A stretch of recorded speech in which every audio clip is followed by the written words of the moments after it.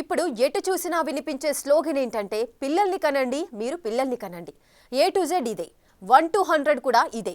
గత కాలం అమ్మమ్మలు బామ్మలను గుర్తు తెచ్చుకుంటూ పూనకాలు తెచ్చుకొని మరీ పిల్లల్ని కనండని పిలుపునిస్తున్నారు. వచ్చే రోజుల్లో ఇదొక చట్టంగా వచ్చినా ఆశ్చర్యం లేదని అంటున్నారు. ఎందుకు అలాంటి పరిస్థితి వచ్చింది? జనాభా విషయంలో ప్రస్తుతం మనం ఎక్కడున్నాం? దేశంలో అసలేం జరుగుతోంది?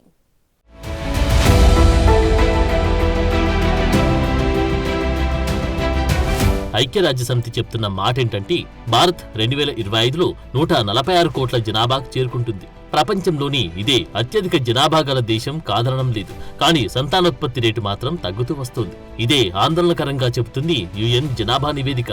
UNFPA వారి 2025 స్టేట్ ఆఫ్ వరల్డ్ పాపులేషన్ నివేదిక ది రియల్ ఫెర్టిలిటీ క్రైసిస్ నుంచి భారత్ బయటపడాలని చూస్తుంది. ఇప్పటికీ లక్షలాది మంది ప్రజలు తమ నిజమైన సంతానోత్పత్తి లక్ష్యాలను సాధించలేకపోతున్నారని అంటోంది నివేదిక.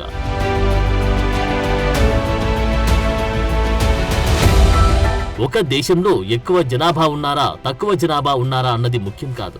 సంతానోత్పత్తి ఎంత గొప్పగా ఉంది ఇదే కీలకం. ఇదే అత్యంత ఆందోళన కలిగించే వ్యవహారం.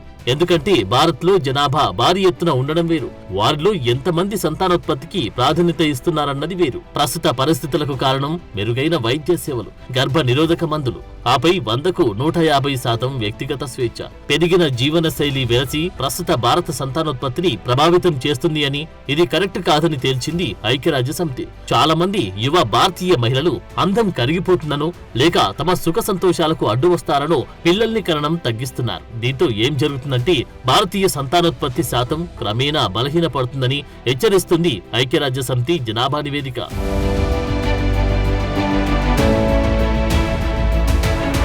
భారతదేశ సంతానోత్పత్తి రేటు ఒక స్త్రీ సగటున 2 కన్నా ఎక్కువగా ఉండాల్సింది తక్కువగా ఉంది. ప్రస్తుతం మన దేశ సంతానోత్పత్తి 1.9గా ఉంది. అది 2.1గా ఉండాలని సూచిస్తుంది ఐక్యరాజ్యసమితి. మామూలుగా ఒక తరం నుంచి మరో తరం ఒక విషయంలో పెరుగుదల కనిపిస్తుంది. కానీ జనాభా విషయంలో మాత్రమే ఒక తరం నుంచి మరో తరం తగ్గుతూ రావడం ఆందోళనకరంగా వర్ణిస్తుంది సంస్థ. జనన రేటు బాగా తగ్గినా భారత యువ జనాభా శాతం ప్రస్తుతానికైతే బలంగానే ఉంది. 0 నుంచి 14 సంవత్సరాల వయసులో 24%, 10 నుంచి 19 సంవత్సరాల్లో 17%, 10 నుంచి 24 సంవత్సరాల్లో 26%గా ఉండడం మంచి విషయమేనని కితాబిచ్చింది నివేదిక. ప్రస్తుతానికి దేశంలో 68% జనాభా పనిచేయడానికి వీలైన వయసు కలిగిన వారున్నారు. 15 ఏళ్ల నుంచి 64 ఏళ్ల వయసు గలవారు తగినంత మంది ఉన్నారు. కాబట్టి ఇప్పటికిప్పుడు వచ్చే ఇబ్బంది ఏదీ లేదు. ఈ శాతం బాగా సరిపోతుంది. కానీ తమ ఆందోళన అంతా భవిష్యత్ తరాల గురించి అంటుంది రిపోర్ట్.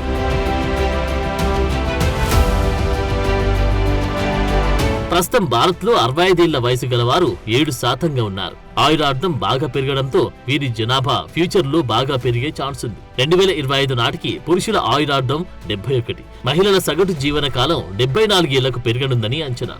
ఐక్యరాజ్యసమితి లెక్కల ప్రకారం ప్రస్తుతం భారతదేశ జనాభా సుమారు 1.5 బిలియన్ల మంది. 40 ఏళ్ల తర్వాత ఈ సంఖ్య సుమారు 1.7 బిలియన్లకు పెరుగుతుందని అంచనా వేసింది ఐక్యరాజ్యసమితి జనాభా నివేదిక. ఆ తర్వాత నుంచి తగ్గుదల నమోదవుతుందని చెబుతుంది నివేదిక.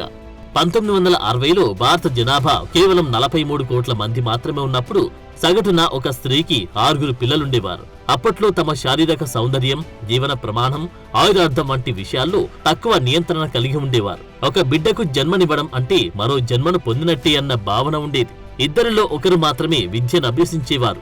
అదే ఇప్పుడు పెరిగిన చదువులు, ఆపై వైద్య సదుపాయాలు అనుసరించి చెబితే మాతా శిశు మరణాలు బాగా తగ్గాయి. కానీ ప్రపంచ బ్యాంక్ డేటా ప్రకారం ప్రతి 4 మహిళల్లో ఒక గర్భ నిరోధక పద్ధతులు వాడడం మొదలుపెట్టారు. ఈ సంఖ్య క్రమంగా పెరుగుతూ రావడంతో సంతానోత్పత్తి కూడా తగ్గుదల నమోదు చేస్తూ వస్తుందని అంచనా వేస్తున్నారు.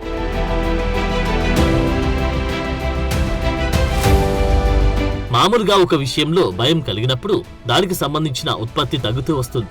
విచిత్రమైన విషయం ఏంటంటే ఒక సంతానోత్పత్తి విషయంలో మాత్రం ఇది రివర్స్ అవుతుంది. ఏ విద్య వైద్య సదుపాయం లేని రోజుల్లో 6 మంది సగటున సంతానోత్పత్తి చేసిన మహిళ నేడు అన్ని వసతులు సదుపాయాలు పెరిగిన పరిస్థితుల్లో ఈ సంఖ్యను 2కి పరిమితం చేశారు. నేటి మహిళకు తన తల్లి కన్నా ఎక్కువ హక్కులు, స్వేచ్ఛ, స్వాతంత్రాలున్నాయి. అయితే వారు తమ హక్కులు, సదుపాయాల ద్వారా ఎక్కువ మంది పిల్లల్నేమి కోరుకోవడం లేదు. ఇద్దరే ఎక్కువగా భావిస్తున్నారు. కొందరైతే తమకున్న పనిభారం, ఖర్చు భారాలు అనుసరించి ఒక్కరితో సరిపెట్టేస్తున్నారు. దీంతో క్రమేణా భారత సంతానోత్పత్తి సామర్థ్యం తగ్గుముఖం పడుతూ వస్తుందని అంటున్నారు. ఐక్యరాజ్య సమితి నివేదిక భారతదేశాన్ని మధ్య ఆదాయ దేశాల జాబితాలో ఉంచింది. భారత రెట్టింపు సమయాన్ని 79 సంవత్సరాలుగా అంచనా వేసింది. తమకు అర్థం కాని విషయం ఏంటంటే ప్రసూతి మరణాలలో భారీ తగ్గుదల కనిపిస్తోంది. మిలియన్ల కొద్దీ తల్లి పిల్లలు ఈ ప్రమాదం నుంచి గట్టెక్కుతున్నారు. తమ పిల్లల్ని ఎంతో గొప్పగా చూసుకుంటున్నారు. అయినా సరే రకరకాల ఆదాయాలు, కులాలు, ఇతర సముదాయాల్లో అసమానతలు కొట్టొచ్చినట్టు కనిపిస్తున్నాయన్న ఆవేదన వ్యక్తం చేస్తున్నారు ఐక్యరాజ్య సమితి భారత ప్రతినిధులు.